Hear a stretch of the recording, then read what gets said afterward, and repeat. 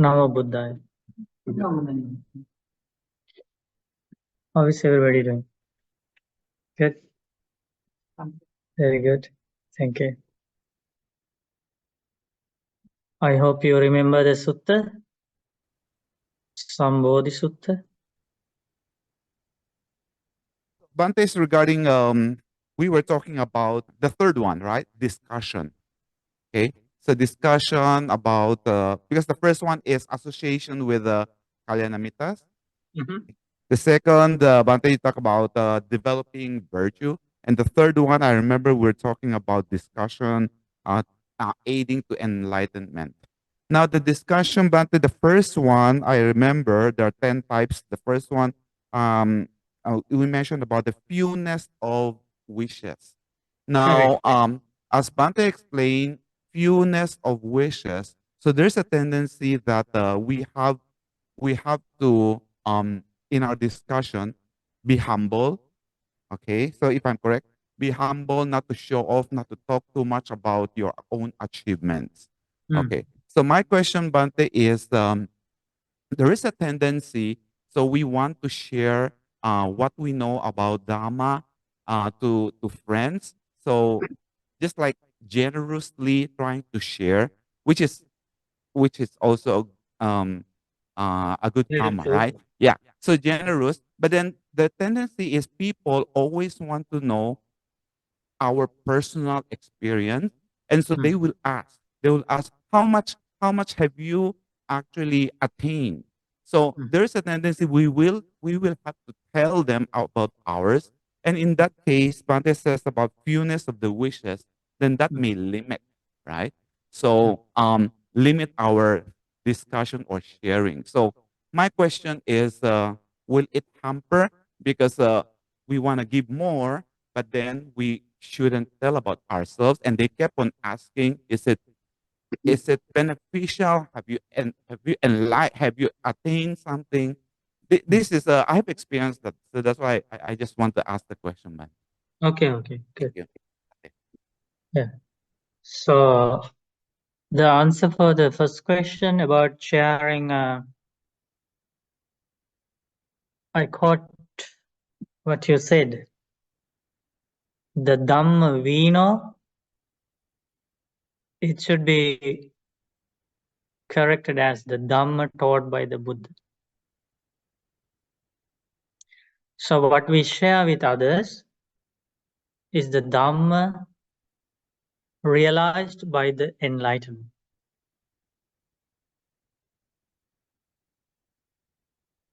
There is no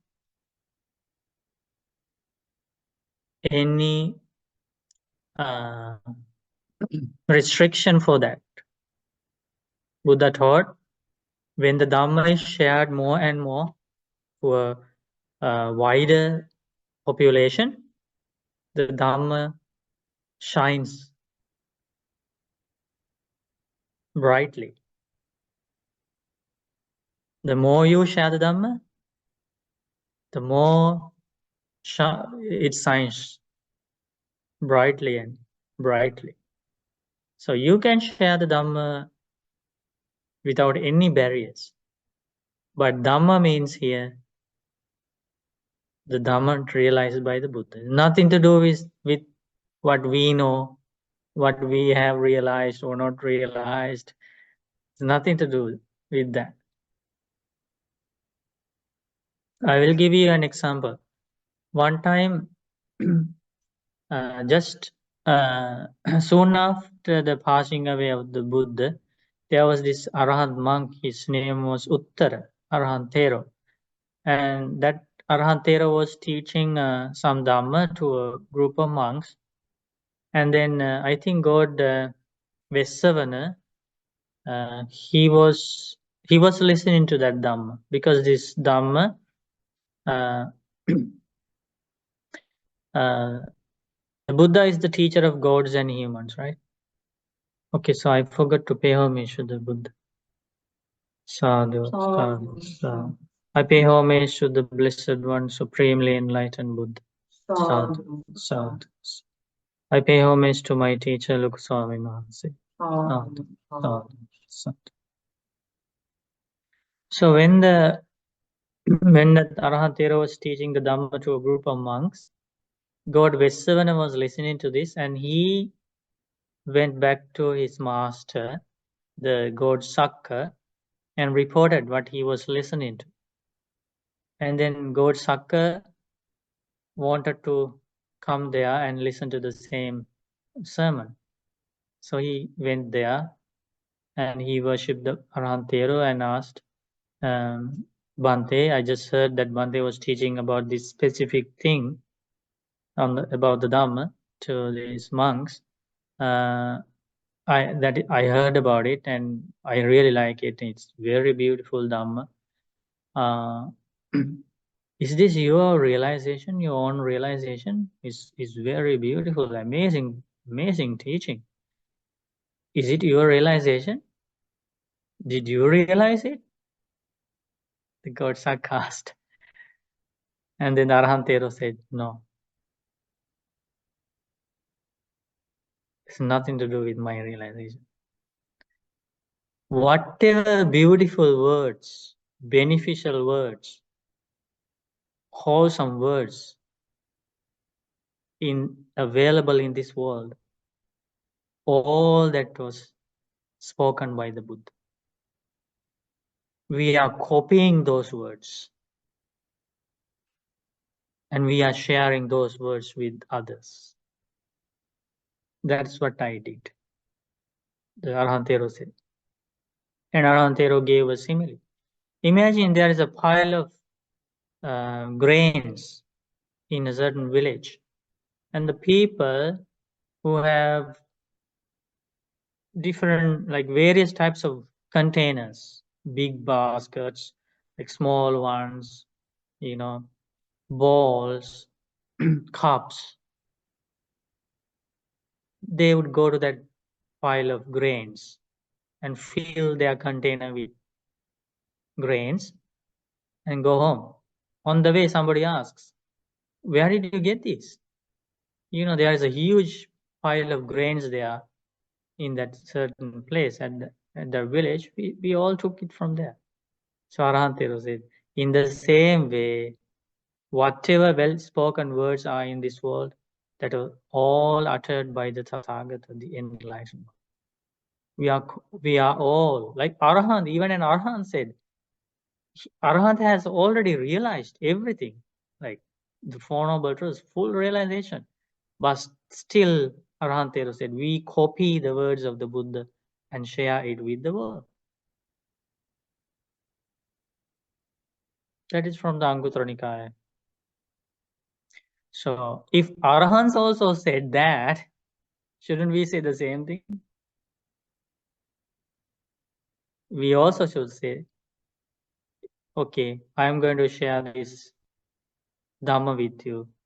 Please remember, this is not my realization, or this is not somebody else's realization. This is what the Buddha said. So that is what is important. That is what the world needs. The world needs the realization of an enlightened Buddha. Okay. And then, so that is the answer for the first question. So we don't need to share what we know. We don't need to say, this is what I know. You can say, this is what the Buddha said. Okay. Whatever Dhamma you have memorized, you can say, this is what the Buddha said. So I can share that with you. And then about the personal experience.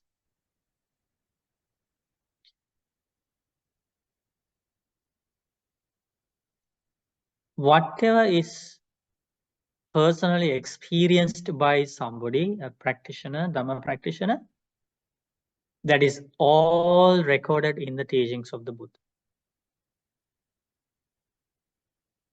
There is no difference. So these are the teachings, and Buddha teaches, if you follow like this,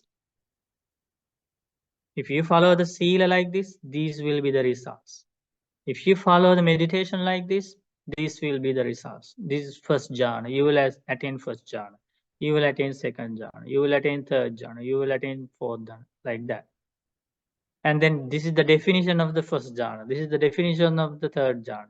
Like that, Buddha defines everything.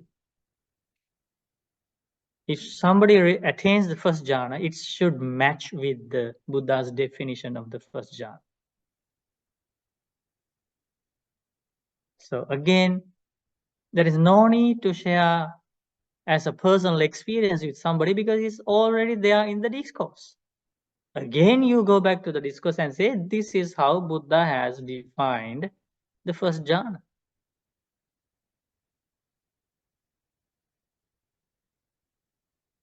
This is how Buddha has explained about the second jhana. This is how Buddha has explained about the first stage of enlightenment. This is how Buddha has explained about the realization of arahantry.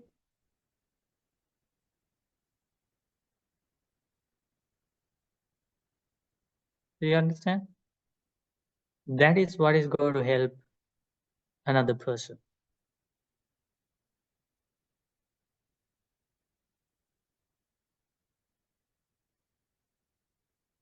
We know that very clearly because just before the passing away of the Buddha, Buddha taught us very special sutta. Even in that sutta, Buddha explained, if somebody were to say, this is the Dhamma I learned directly from the Blessed One, this is the Dhamma I heard, Buddha then instructed the disciples, monks, nuns, male lay followers, female lay followers. Okay, you learn it, you listen to it, you learn it. Don't rush to accept it or reject it. You learn it and then go back to my original discourses and check against my original discourses. Does this match with what I have taught? If it matches, if it is the same thing that I have taught that he is repeating, then come to a definite conclusion. This is the word of the Buddha. This is the teaching of the Buddha.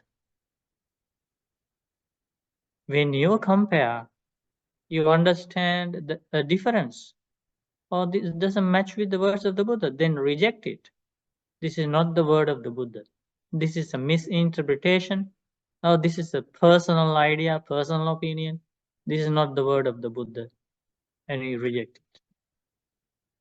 That is the criteria.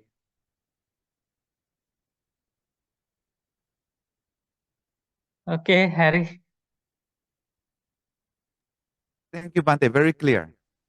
Yeah, Okay. that Oh, after a long the time, last words I got the documented everything. Thank you, Bante. I got the clear.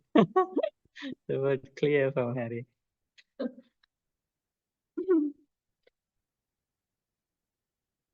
Okay, so we go to our sutta. We are learning this discourse from the Sambodhisutta, from the numerical discourses of the Buddha, Sambodhisutta, awakening. There we are learning this Dhamma when Buddha was staying in the city of Savatthi in Jedas Grove, Anathapindika's monastery. Buddha was teaching to a group of monks about the age to enlightenment. If others ask you, as the disciples of the Buddha, what are the aids to enlightenment, right? So how would you answer them? Then the monks replied, our teaching, see, again and again, these are true disciples of the Buddha. This is the language of the true disciples of the Buddha. Our teachings are rooted in the Buddha. They didn't go to say, this is how I have understood, this is how I have realized. Because enlightened one is a very special being. Like among all beings, even among all powerful Brahmas, Devas with psychic powers, unimaginable power to rule the realms, even they don't have the realization of the truth of this life. So that is why the enlightened one is a very special being. and that knowledge is incomparable. They replied, our teachings are rooted in the Buddha. Bhagavang Mulika no Bhante Dhamma. Bhagavang Nittika, Bhagavang Patisarana. Right? Please teach us, O Blessed One, we will listen and remember it. And then that is how we learned about those aids to enlightenment. These are very important, right? Because we also need enlightenment, right? We also like enlightenment. We know that is the only solution to this suffering in the world. So these are aids to enlightenment. You shouldn't take any of these factors for granted. So the first one is we discussed, like, having friends in the Dhamma, good friends, Kalyana Mittas, who encourage about learning Dhamma, practicing the Dhamma, keeping precepts, practicing generosity, giving and sharing. So just few days ago, we handed over those cloth donations, thousands of items donated by people, generous people. We just handed over them to the Fred Victor the shelter home, where many mothers, fathers, and last time actually we got the opportunity to see some of them, grandmothers, grandfathers, young people. They are there, and we asked about some information about them.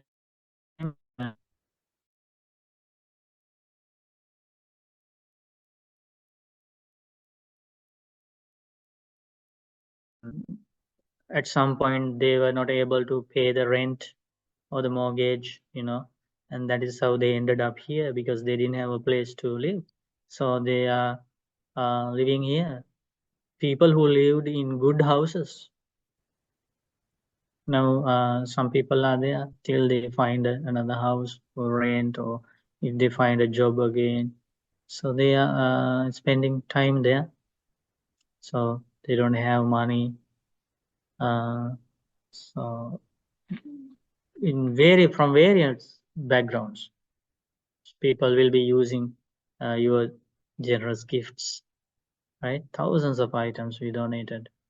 So that cloth drive was organized by We Care for You charity. Many people joined, and so please rejoice in the merit. Yeah, people who appreciate generosity, right? So those are the qualities of Kalyana Mittas. They are practicing for faith in the enlightenment of the Buddha, practicing precepts, practicing generosity, and practicing precepts, gaining the Dhamma knowledge, practicing wisdom, noble eightfold path, and they are encouraging others also to do the same. Those are some of the good qualities of the Dhamma friends. So that is the first aid to enlightenment. Okay, so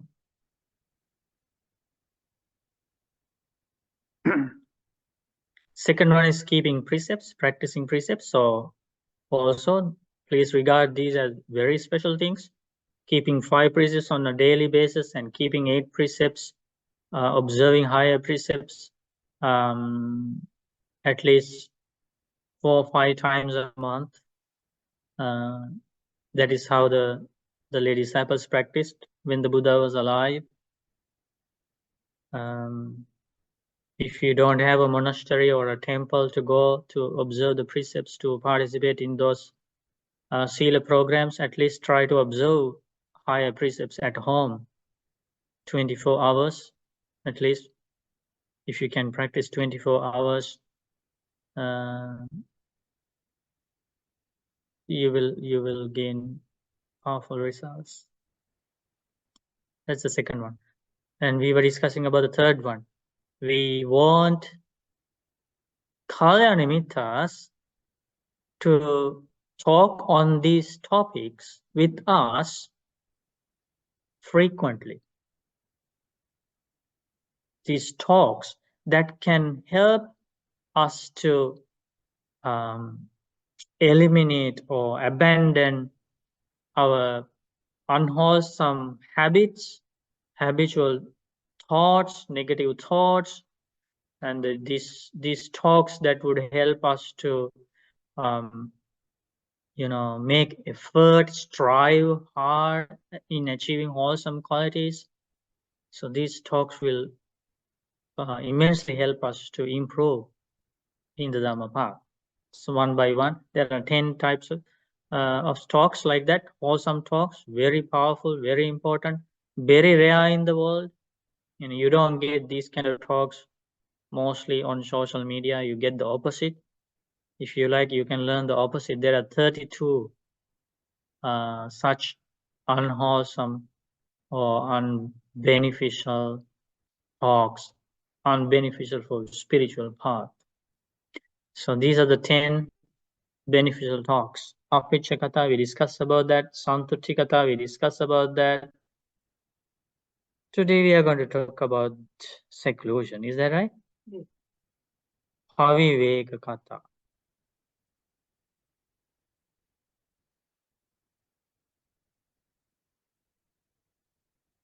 What does it show? Talking. Talk. What is this?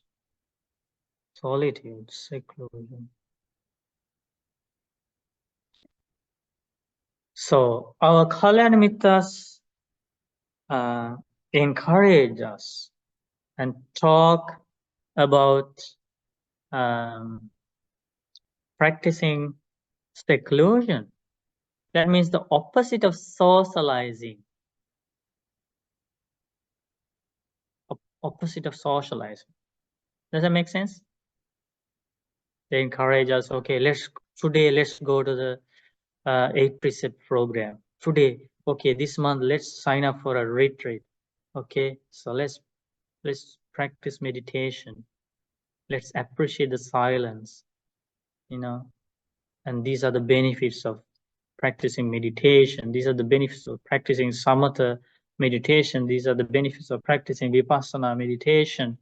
These are the benefits of, having some free time in life, practicing breathing meditation. Is that clear? So there are so many beautiful talks about seclusion in the Thera Theri Gatha. Let's see if we can find some.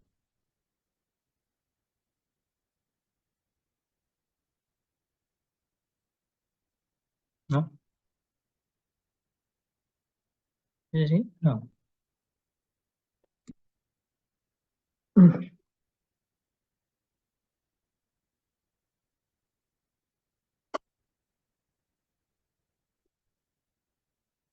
Talks on seclusion.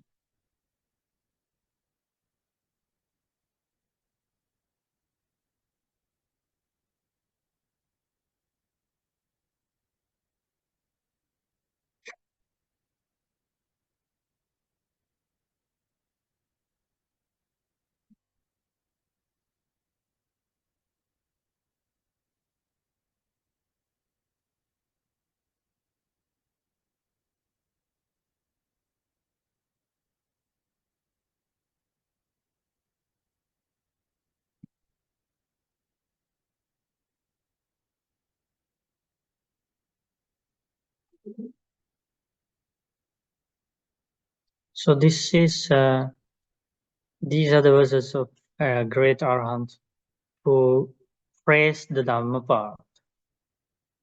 Can somebody please read?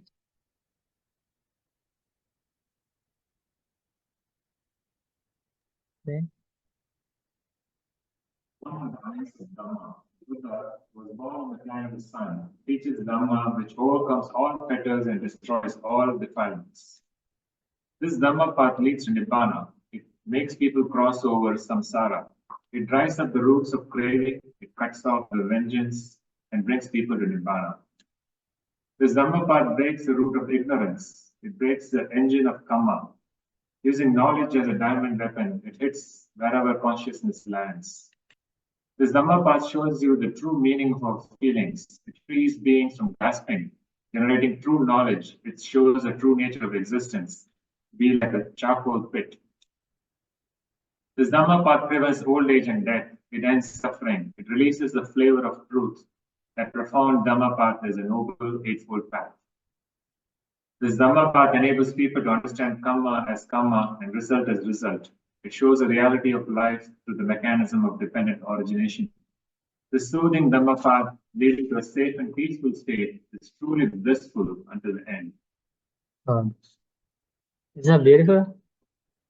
So those kind of, like, if you don't get the opportunity to listen to those talks about those 10 topics, this is a very good source to read. Theravada. When you read this, you feel like, okay, let me go and sit and meditate. Let me read a Dhamma book. Like it does the purpose. It's like somebody, a Kalyana Mitta, has come to you and encouraging you to practice the Dhamma with those 10 types of talks. It happens when you read Theravada. So let me find something about seclusion.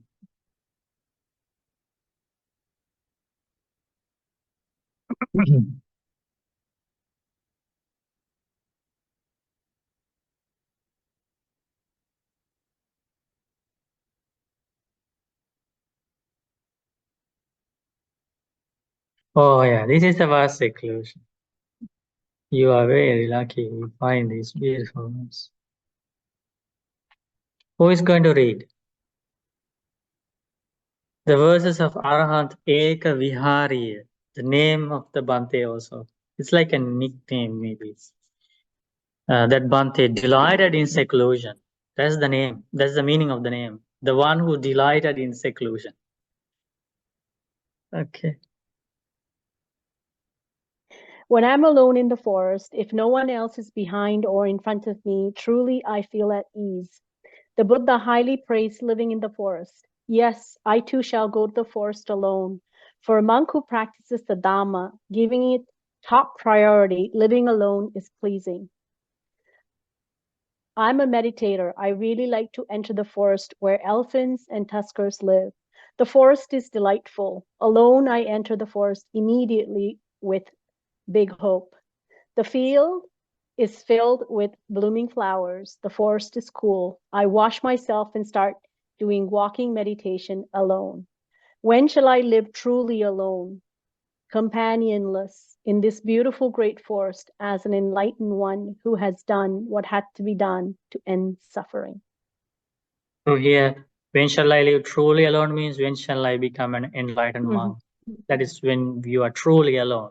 Buddha teaches in another discourse, the meaning of being truly alone is that you have cut off craving. Even you live in a forest hut by yourself, if you have not cut off craving, if you have not abandoned craving, Buddha teaches you are living with a companion. The companion is the craving. That is why this Bhante is thinking, when shall I live companionless? Companionless means without craving.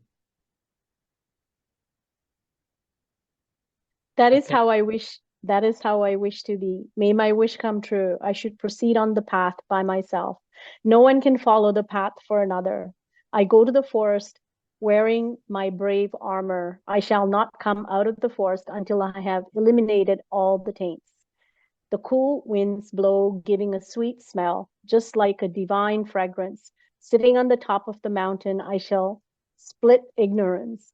The forest is filled with fragrant flowers. I live in cool caves in the mountain, joyfully, delighting in the happiness of liberation.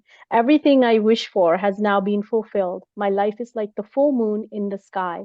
I eliminated all the taints. There is no more rebirth for me. These verses were said by Arahant Eka Viharo. So that Bhante attained enlightenment. That's why the Bhante said there's no more rebirth. Right? See the power of seclusion? Beautiful.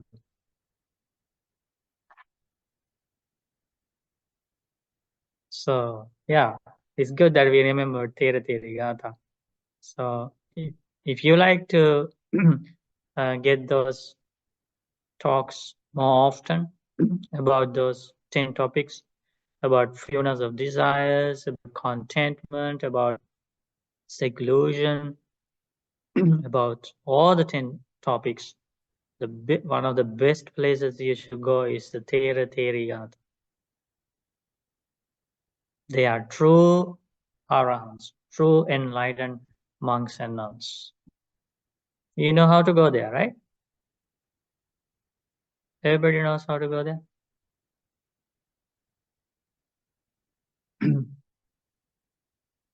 You Google suttafriends.org.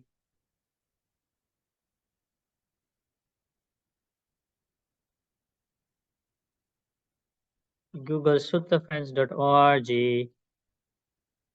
and then go to these 3 dots on the right side. You click and then towards the end of the list, you see Theragatha, verses of enlightened monks, Therigatha, verses of enlightened nuns.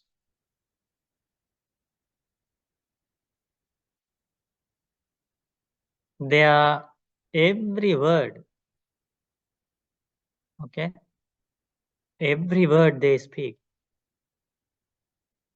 will only help you to achieve growth in your spiritual path. Every single word they speak.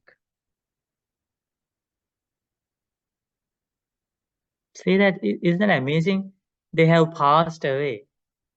They are no longer in this existence. But still, they want to help us. Right? Okay, so these verses of enlightened nuns are from the people like you. That means they are women, right? Some of them are maybe teenagers when they attain enlightenment. Teenagers, young ladies, and some mothers, some grandmothers, in all stages of life.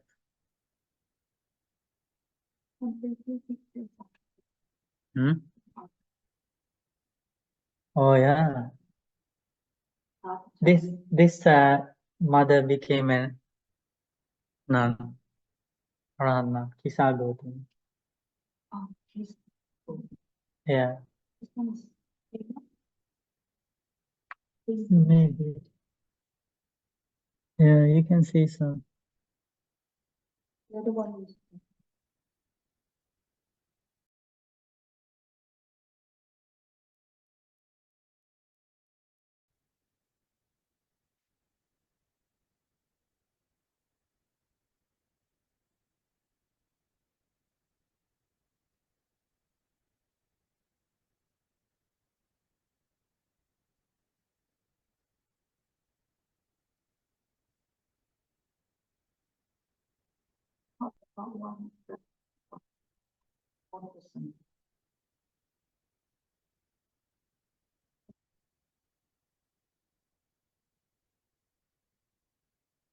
Loading.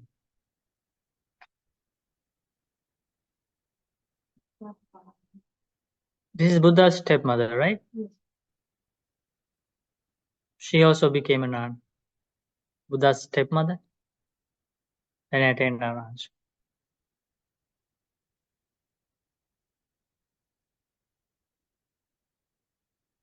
This is Arahant Sariputta Bhante's sister. This is the second sister. This is the third sister. Arahant Sariputta Bhante's 3 sisters became nuns and arahants. Okay, who wanted to read? Oh, you, right? Yenny. Okay, you like to read? So everybody can hear? I was born in an upper-class family that had great comforts and wealth. I was extremely beautiful. I was the daughter of Mega, a very rich merchant. Many princes and wealthy merchants desired me. This time my father messengers say, let me marry your daughter Anupama.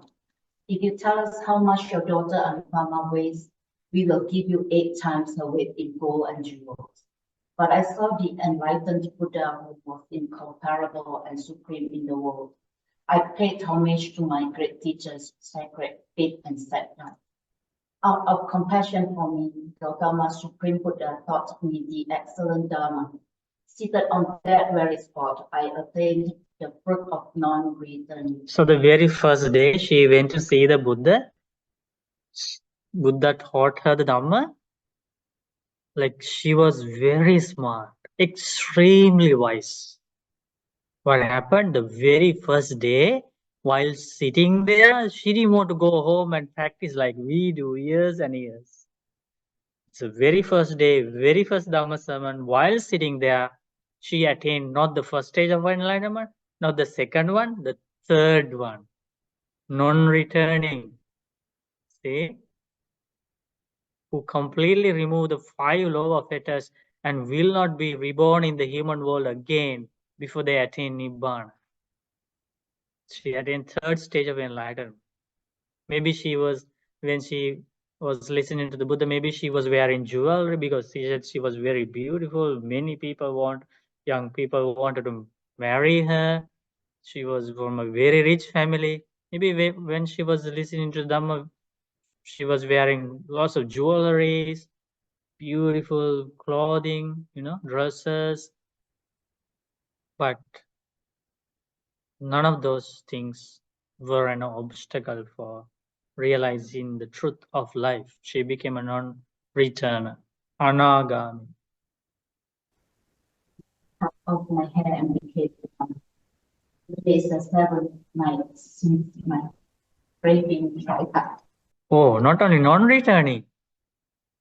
So she is in non-returning, the third stage of enlightenment. Oh, there is something about hair here.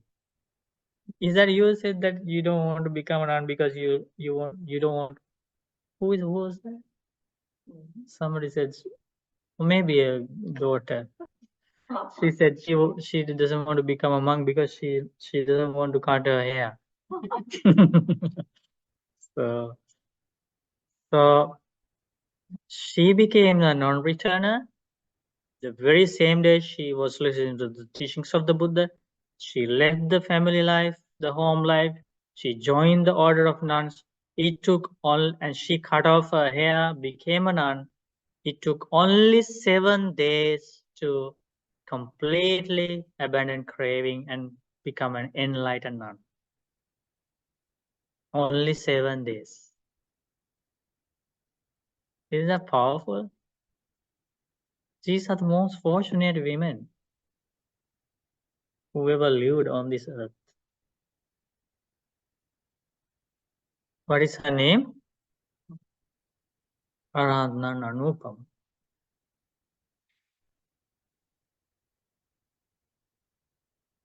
But they were also human beings. Not some, strange kind of beings. They were also human beings like us. But there is a difference. Definitely, they lived 2,600 years ago, and their spiritual faculties were matured. They had powerful good karma to be reborn, close to the Buddha. Yeah.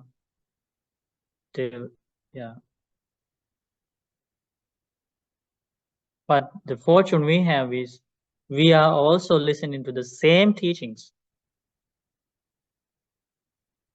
Same teachings taught by the Buddha too.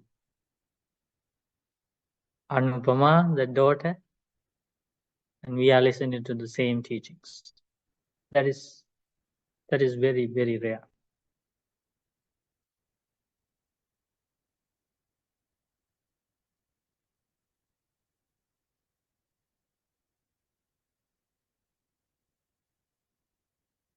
So talks on seclusion. What is this?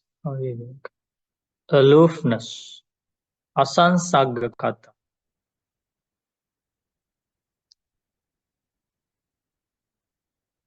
The opposite is Sansaggakata. Asansaggakata means, like, again, it's something like not delighting in crowds. Okay. And this one, Pavivekata, also related to living with few duties, not very busy.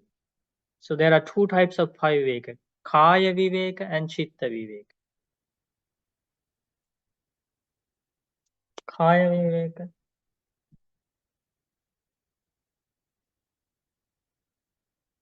Viveka means seclusion. Chitta Viveka.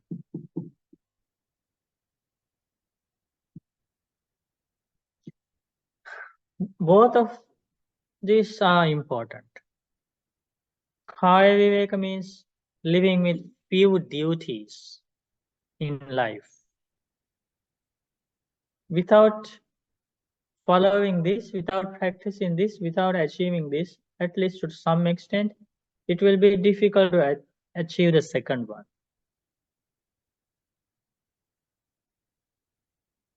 So, living with few duties, not extremely busy.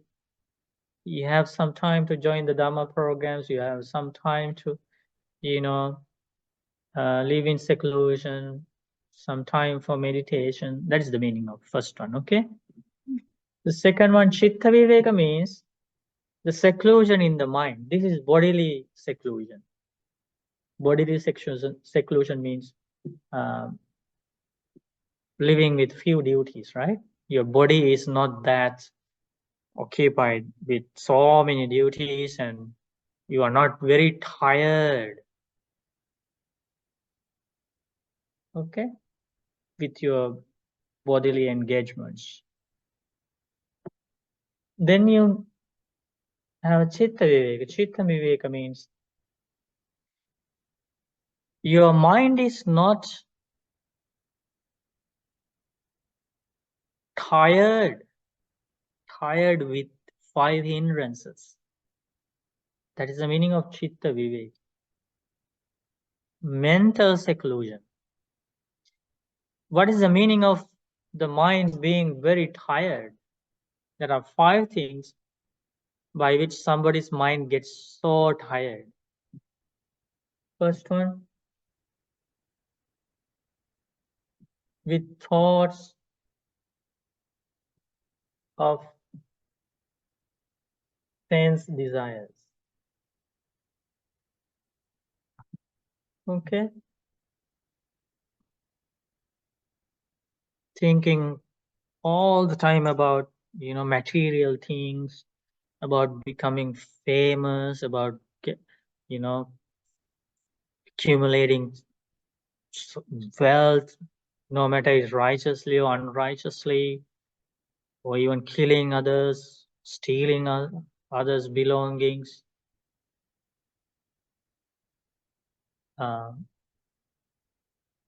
Unnecessary desire, like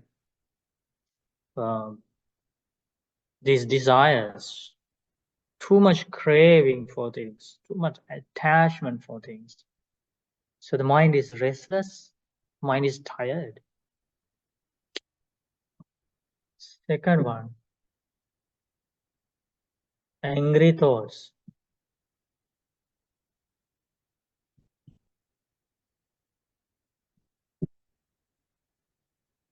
So when we understand like this, next time when these thoughts are bothering us, we will realize, okay, I'm going to get tired, so let me abandon this. So this, Dhamma helps us. So when you keep thinking about what others have done to you, like how they have hurt you, how they have been unfair to you, when you keep thinking of which many people are doing, keep thinking about how other people have mistreated them, how other people have, hurt them, and all these things. Your mind gets tired. If you like to achieve chitta viveka, mental seclusion, you have to control angry thoughts and eventually abandon them. The third types of thoughts that you get tired.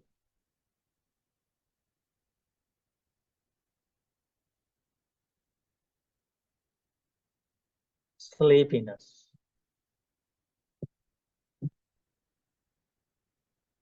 And laziness.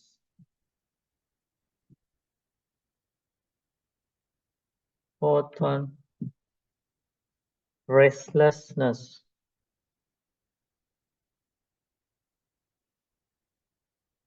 And remorse.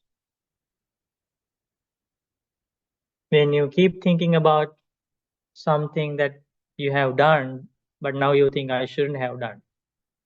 Something you have spoken, but now you think something I shouldn't have spoken. That's called remorse. Keep thinking, oh, I shouldn't have said that. I shouldn't have done that. That you get tired. Your mind gets tired. Last one, doubts. So these are the things you should avoid if you don't like to get tired, mental tiredness. And eventually these are the things that take you to a state of anxiety, depression, okay, disappointment, unsatisfactoriness, revenge, always negative states. We have to be very aware of these things, okay? So now we go back to mental seclusion. Mental seclusion means now you have this simple lifestyle, not too much tired, you have some free times, you have breaks, right, in life. And then you start practicing mindfulness, for foundations of mindfulness, meditation. When your mind is free of these kind of thoughts, that's when you have achieved chitta vivek.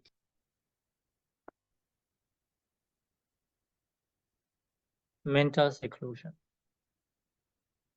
Now, at that time, your mind is experiencing a true seclusion.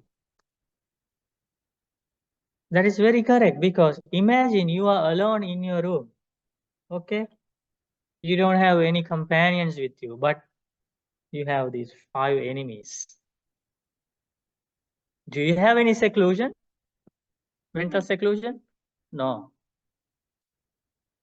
On the other hand, maybe you are in the midst of many people, but your mind is not troubled by these 5 types of thoughts. You are experiencing mental seclusion.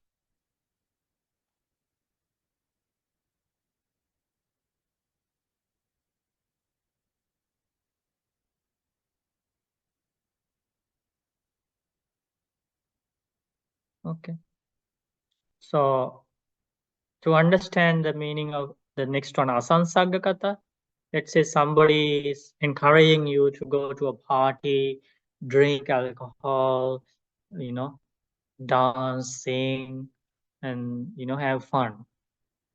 So another friend invites you to go to a retreat to practice meditation. Isn't there a difference? Big difference, right? So asansagga kata means talks from your kalyanamittas about practicing some detachment from crowds. Okay. And the next talk, viryarambha kata, arousing energy. Arousing energy. Oh, these talks are like many talks of arousing energy are in the Thera Therigatha again. They encourage others You're saying like so many beautiful things about arousing energy.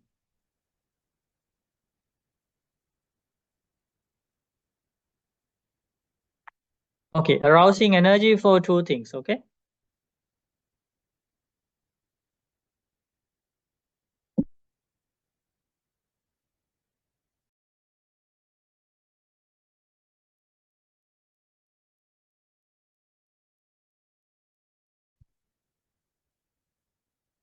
Arousing energy for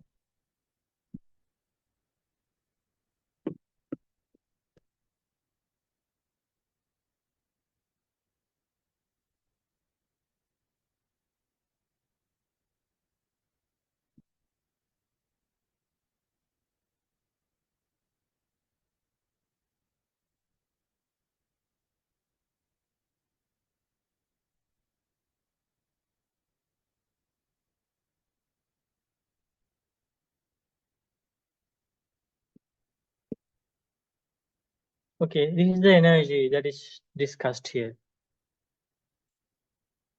Not the energy you talk about in gyms, okay? To lift that metal pieces. That energy. That's also important for people's physical health, right? Bante, what did you write on the board for energy? Energy to abandon unwholesome qualities, energy to cultivate wholesome qualities. Perfect. Thank you. Okay. So let's say some friends encourage you to, you know, amend your precepts, some of the precepts you normally break, and, you know, friends explain about the value of precepts, benefits of precepts. Encourage them, and you get to hear those talks. Some people encourage you to, you know, practice the Dhamma, practice metta. If you get angry often, and then the friends, Kalyanamitas, come to you and explain and teach you how to practice loving kindness meditation, you know, about meditation techniques, arousing energy. And if you don't observe 8 precepts, then friends, Kalyanamitas, encourage you to take 8 precepts. Those kind of talks come to our life. Those are called talks on arousing energy. Next on Sila Katha, talks on precepts.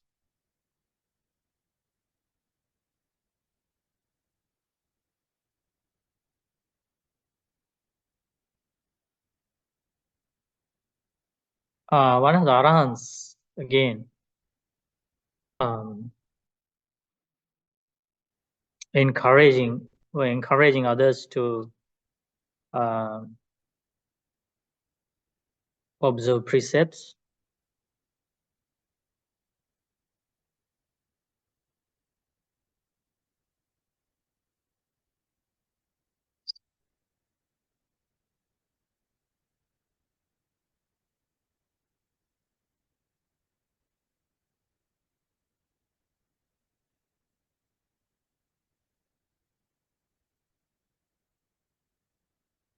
Here.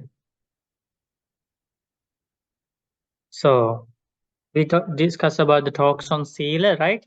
And Bante's name is also Sila because he liked the precepts. He liked Sila so much. Okay, Harry, can you read? Yes, Bante. The verses of Arahant Silava. One should diligently practice virtue in this Buddha's path. Here in this world, well-practiced virtue brings all success. A wise person should practice virtue desiring 3 types of happiness: praise, the gaining of wealth, and rejoicing in heaven after death.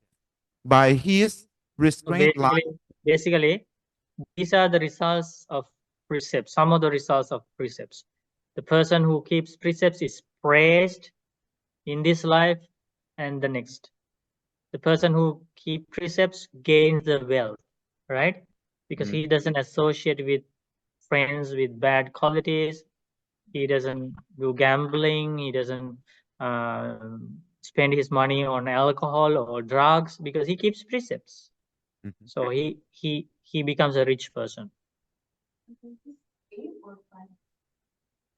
All the precepts is a general results for all the precepts. And those who keep precepts will never be born in hell, animal world, or ghost world. If they don't attain full enlightenment in this life, they will be reborn in heaven and follow the rest of the path and attain Nibbana. Okay, Harry. Yes, Bante. By his restrained life, a virtuous person acquires many friends, but the unvirtuous person is separated from his friends because of his evil actions. The unvirtuous person only gains a bad reputation and blame. The virtuous person always gains a good reputation, fame, and praise. Virtue is the foundation and base for wholesome qualities. Virtue is like a mother for all good qualities. Virtue is the foremost of all good qualities. Therefore, one should make one's virtue pure. The mind is like the great ocean. Virtue is like its beach. Virtue, the dock of merit of all Buddhas, gives joy and restraint. Therefore, one should make one's virtue pure. Virtue is an incomparable power. Virtue is the supreme weapon. Virtue is the best ornament. Virtue is the marvelous armor. Virtue is a very mighty bridge. Virtue is an unsurpassed perfume. Virtue is the best scent, which spreads in all directions. Virtue is the supreme food for the journey. Virtue is the foremost source of wealth for a journey. Virtue is the best vehicle in which one can travel in all directions. An evil person gets blamed in this world, and after death, he has to suffer having been born in hell. That fool falls into suffering everywhere due to lack of virtue and an unstill mind. A well behaved person obtains fame in this world and after death is happy in heaven. That wise, energetic person is happy everywhere due to his virtuous behavior and a perfectly still mind. Virtue is great in this Dhamma path, but wisdom is the greatest. One can achieve victory among humans and gods through one's virtue and wisdom. These verses are said by Arhat Silaba. Sadhu, sadhu, sadhu. Name matches the Bante, right? Arhantera. Very well matched. So those are the talks on virtue.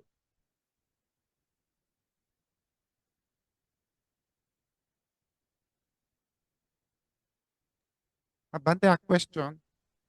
Bante, did we discuss about aloofness? I'm so sorry. Because after we talk about seclusion, we talk about physically secluded, not busy, and then there's mental seclusion. Then the next is aloofness.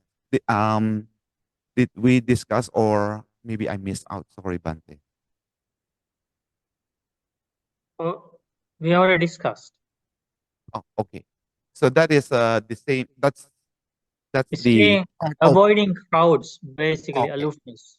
Okay. Okay. So that's more of the physical. Okay. Thank you, Bante. Yeah. Okay. And then samadhi kata. You understand that, right?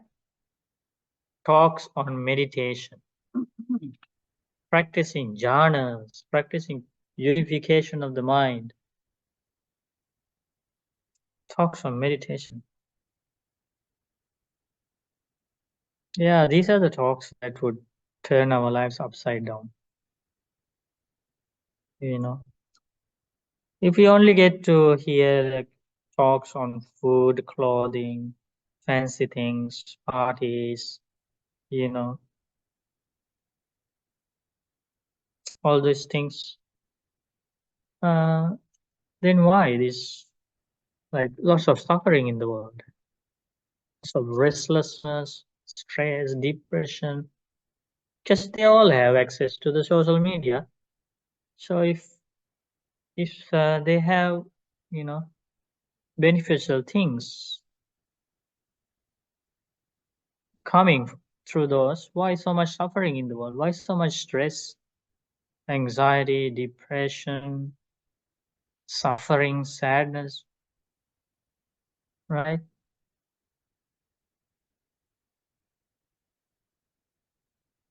These are the talks that people should, listen to frequently about precepts, about meditation,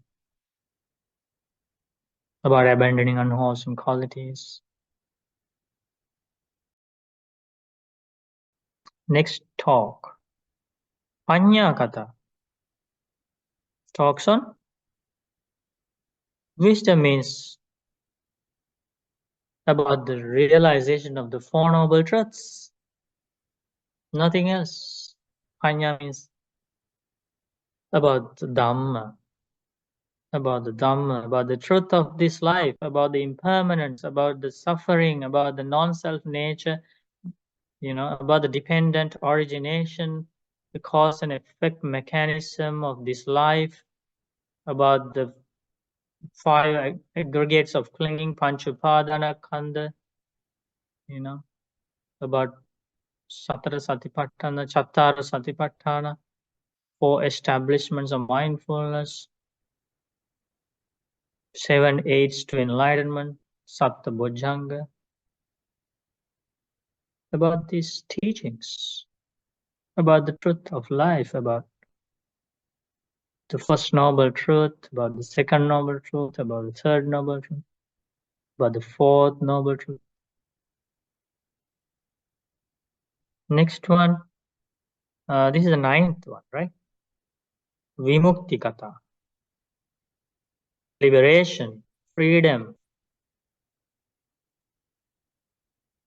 That means talks on achieving the end of craving. Liberation means liberation from what? Liberation from craving. Kalyanamittas encourage us about achieving the end of craving, achieving Nibbana, achieving liberation. That's what is the greatest Kalyanamitta who frequently talked about this? The Buddha, right? Buddha frequently talked about achieving Nibbana, achieving liberation, achieving the end of craving, to hundreds and thousands of people, humans, gods, Brahmas.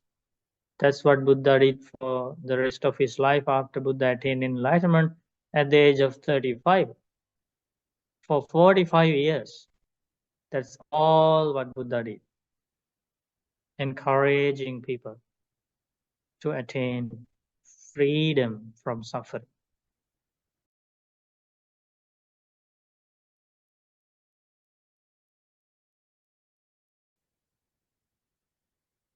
So this is the 9th one.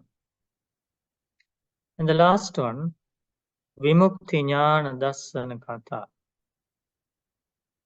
talks on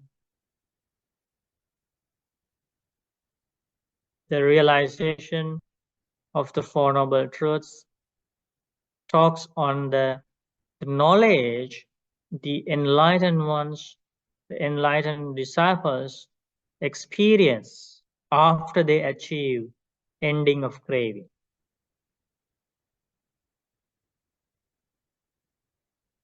There are so many discourses about this, Vimukti Jnana Dassana Kata. When you achieve ending of craving, those arahants, when they achieve ending of craving, the way they see things in the world, the way they see the truth in the world,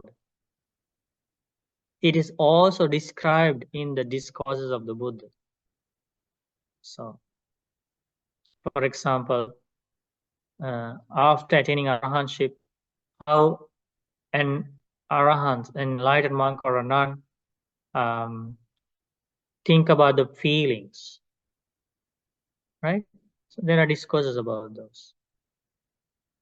So when other practitioners hear about that, the bliss of their detachment, the bliss of their freedom, how they experience this lasting happiness, like in our life is sometimes we are sad, sometimes we are happy, like that, right?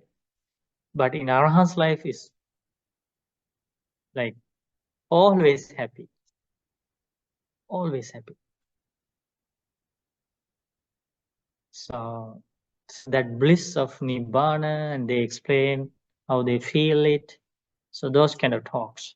So then when others, still practitioners who are not yet Arahants, when they listen to those talks, they are encouraged by those talks on the happiness, the true happiness of detachment, freedom, liberation. And then they also want to attain that state. So that is the purpose of all these 10 talks. Eva Rupiya Kataya Nikamalabi Hoti Akichalabi Akasirlabi. That means you get to hear these talks frequently, easily, without difficulty.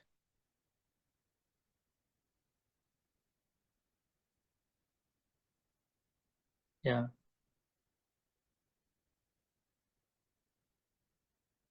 When you want, without trouble or difficulty, you get to hear these talks. Okay, so what are the aids to enlightenment?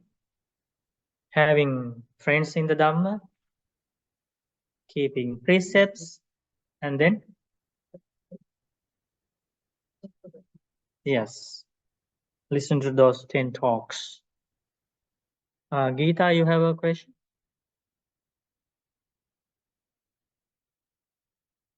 Yes, Bante. But you had said, people go through depression and sadness and all this.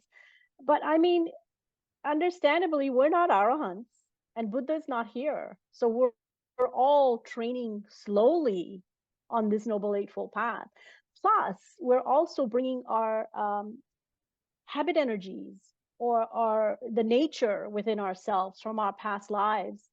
Because nobody that you meet in life, my understanding could be wrong, and please correct me if I am, because everybody that you meet in life, you've known them before. You've seen them. There are some people you have a real connection to. It's very strong.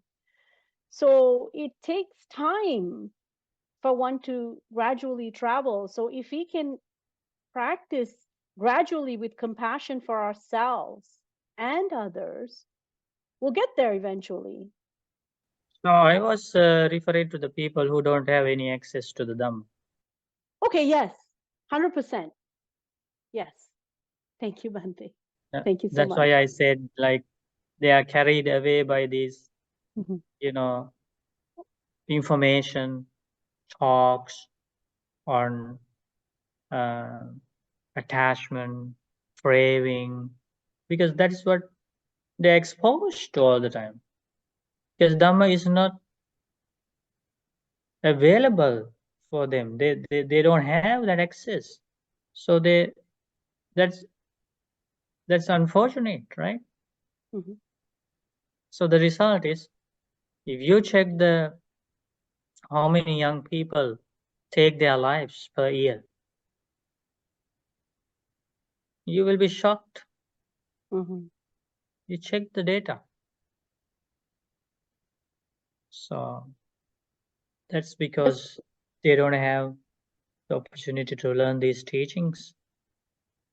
On the other hand, they receive this stream of information, stream of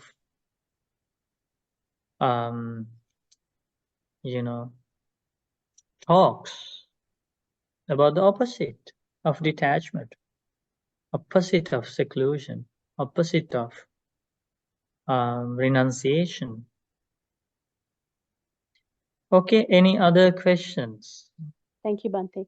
So you always mentioned that in Buddha's time, people have better spiritual quality. Definitely. Is that because they are closer to Buddha and listen to more Dhamma talks, or? No, that is a natural law in this world. When this cycle, some humans have very long lifespan, and then it starts decreasing, and then goes all the way to the 10, and then start increasing again, like that. So it happens all the time in this natural law of this existence of, this cycle. So definitely when Buddha was born into this world, there were so many people with great power of merit who would get the opportunity to see the Buddha, to hear the Dhamma directly from the Buddha, and will have the opportunity to always associate with the Buddha. So it's because they have accumulated that good karma in their previous lives. As a result of that accumulation of good karma, their spiritual faculties, and that affected their spiritual faculties. Faculty of faith, faculty of mindfulness, faculty of energy, faculty of concentration, faculty of wisdom. And those spiritual faculties were very strong, sharp. Not equal, like in the time of the Buddha also there were disciples who it took years and years for them to attain arahantship. Only very few attain arahantship while sitting, right, on the spot. But so that happened 2,600 years ago. But when Buddha was alive, this was discussed. There are discourses. Some monks would go to the Buddha and ask, Bhante, in the beginning of the Buddha's dispensation, when Buddha just first started teaching people, the world noticed that there's so many arahants. There were so many arahants, so many monks and nuns attained enlightenment. But now, after 25 or 30 years, now we don't see that much of achievement. When Buddha was alive, there was a noticeable change. That's why disciples went to the Buddha and asked that question. It's a noticeable change that there were not that many arahants in the dispensation of the Buddha. It seems like it's hard for the disciples to become arahants now, Bhante. Less arahants. Why? Buddha answered, because of two reasons. One is due to the disappearance of the true Dhamma. The second one is due to the declining of the spiritual faculties of beings. It's in the discourses. So the decline started 2,600 years ago. Imagine the decline now. Imagine the decline in the future.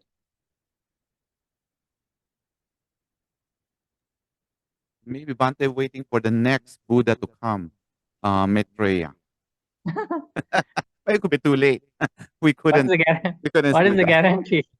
What is the guarantee you will see the next Buddha? Yeah, because people like that sometimes they want to see, of course Buddha have performed miracles as well. People are like that. What they see and then they become, Don't be lazy. they believe and they Don't be fear, lazy. like that. Don't be lazy. Energetic. Be energetic. Practice the Dhamma now. Yes, thank you, but Next Buddha is not coming in the near future.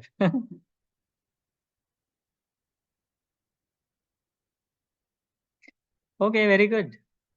So, sadhu, sadhu.